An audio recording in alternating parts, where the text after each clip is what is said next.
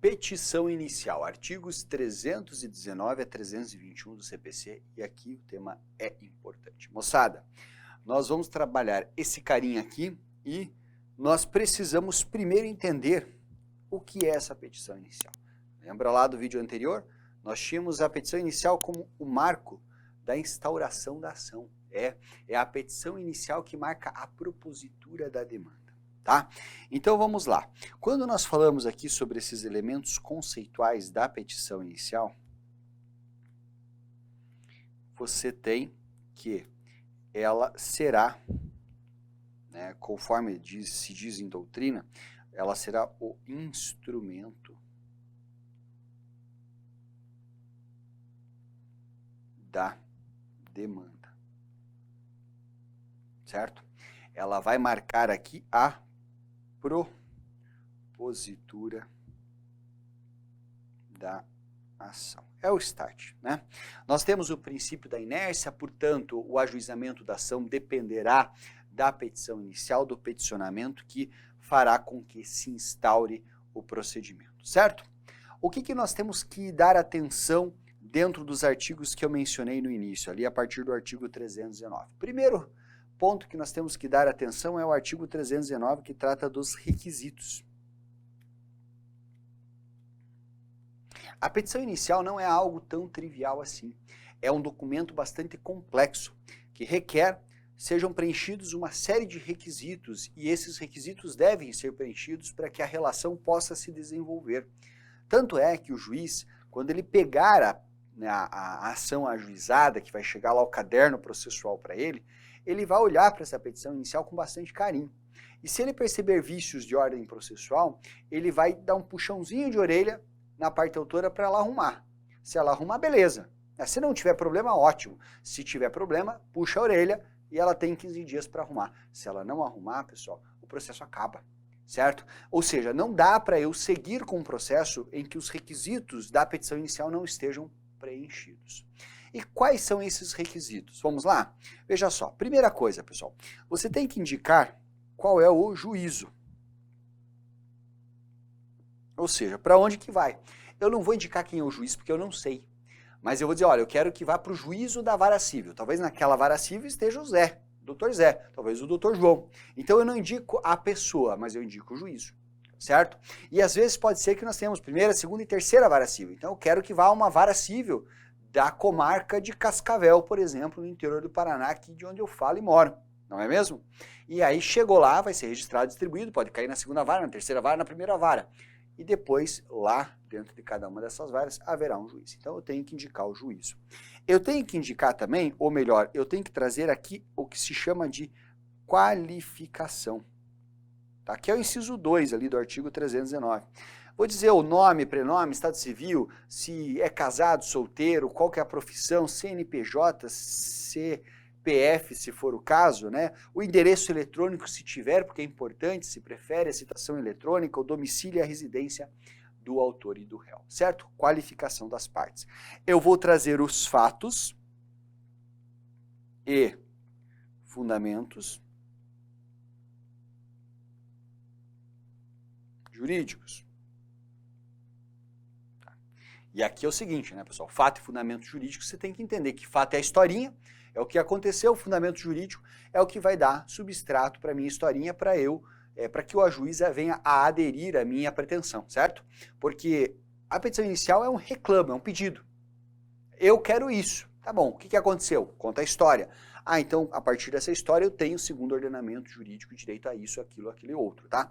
Tanto é que se fala que fundamento, fato e fundamento jurídico do pedido aqui são absolutamente importantes, né? O fato é objeto de prova, o fundamento é objeto do debate e da habilidade do advogado. Nós teremos o pedido, e nós vamos estudar o pedido em separado, né? O pedido, ele é bastante importante, é o que eu quero. O que eu quero com essa ação? Eu quero que a minha caneta seja devolvida. O que eu quero com essa ação? Que ele me pague 10 mil reais do contrato não cumprido. O que eu quero? Eu quero que ele me pague 5 reais para consertar meu carro no acidente. Perfeito? É o pedido. Tem que ter o quê, pessoal? O valor da causa. Tá? O valor da causa também é objeto de estudo em separado. porque tem uma série de critérios para que você estabeleça o valor da causa. Claro, se eu estou buscando uma indenização de 10 mil reais, fica fácil, são os 10 mil. Se eu quero um dano moral, é o quanto eu quero. Enfim, mas se eu quero alimentos, vão ser lá não sei quantas parcelas, 12 parcelas, né? Eu vou adiantar aqui lá dos alimentos, não quero que você saiba disso agora, tá? Mas o valor da causa tem que vir dito, tá? Nós teremos ali a questão das provas,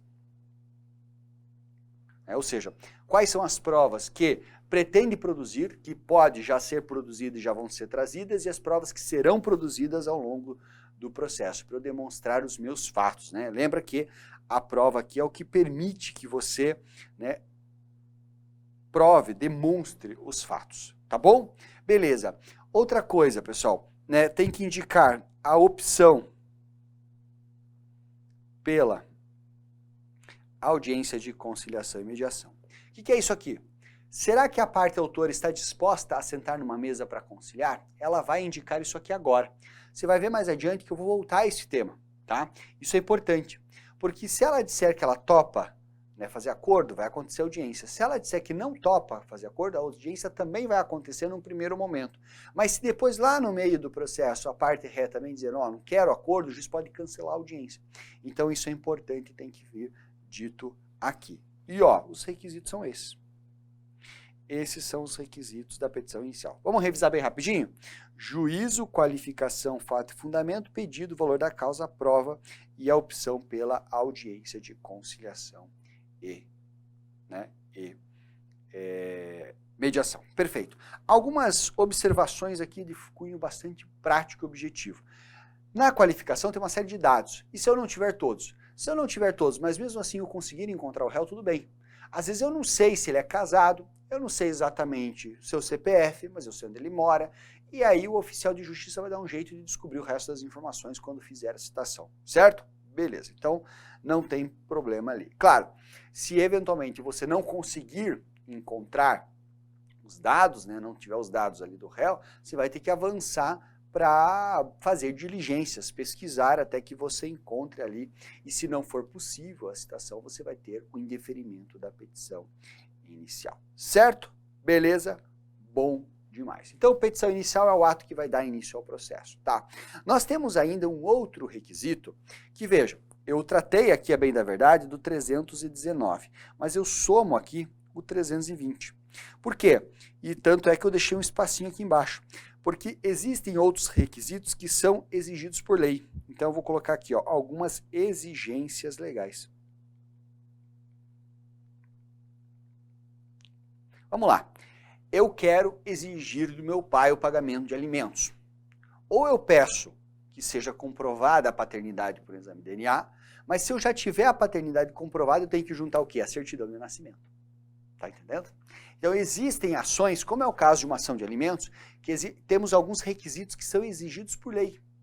Como no caso de uma ação de alimentos, eu provar a paternidade, certo? Por meio do registro, certo? Ou se eu quiser discutir e argumentar que a propriedade é minha, eu tenho que trazer o registro do imóvel em minha titularidade, certo? Então, existem alguns documentos que são tidos por lei indispensáveis e que deverão ser trazidos juntos da petição inicial.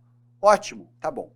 Para eu poder encerrar a petição inicial aqui, o que é legal você ficar atento, pessoal? Ficar atento ao seguinte, é uma porrada de coisas, você concorda? E aí, o questionamento que você pode se fazer para a tua prova é o seguinte, e se faltar? E se verificar, se o juiz perceber na prática, lá na hora que receber a petição inicial, que falta algum desses elementos. O juiz fará o quê, pessoal? O juiz intimará a parte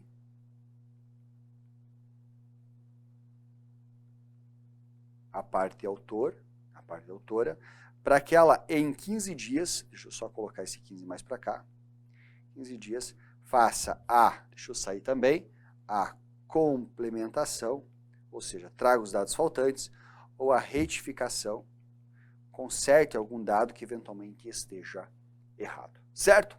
Beleza. E aí o seguinte, o que pode acontecer? Pode acontecer duas coisas. Nós podemos ter, né, a retificação, vamos colocar assim, nós podemos ter a retificação, beleza, ou não, né? Vai depender. Pode ser que o cara seja não seja diligente, né? Seja um advogado meio ruinzinho. Se ele não fizer a retificação, nós teremos o indeferimento da petição inicial. Você vai estudar mesmo daqui a pouco esse tema comigo, então não precisa se preocupar agora, mas basicamente o processo acaba aqui, pessoal. Acaba por vício processual. E se ele corrigir, nós temos o quê? O juiz segue, né? Eu vou colocar aqui, ó, o juiz segue com as demais análises que ele fará nos autos do processo. Isso está descrito lá no artigo 321 do nosso Código de Processo Civil. E com isso eu encerro aqui a petição inicial e esses artigos 309 a 321 do CPC que ficam desenhados nessa tela toda aqui, tá? Aqui tem tudo o que você precisa para garantir, gabaritar questões de prova sobre esse tema. Gostou? Se gostou, deixe o seu joinha. Não esquece de fazer inscrição no canal, já pedi isso. Se você não fez inscrição ainda, eu vou ficar chateado. Deixe o seu comentário e a gente se vê numa próxima. Até mais.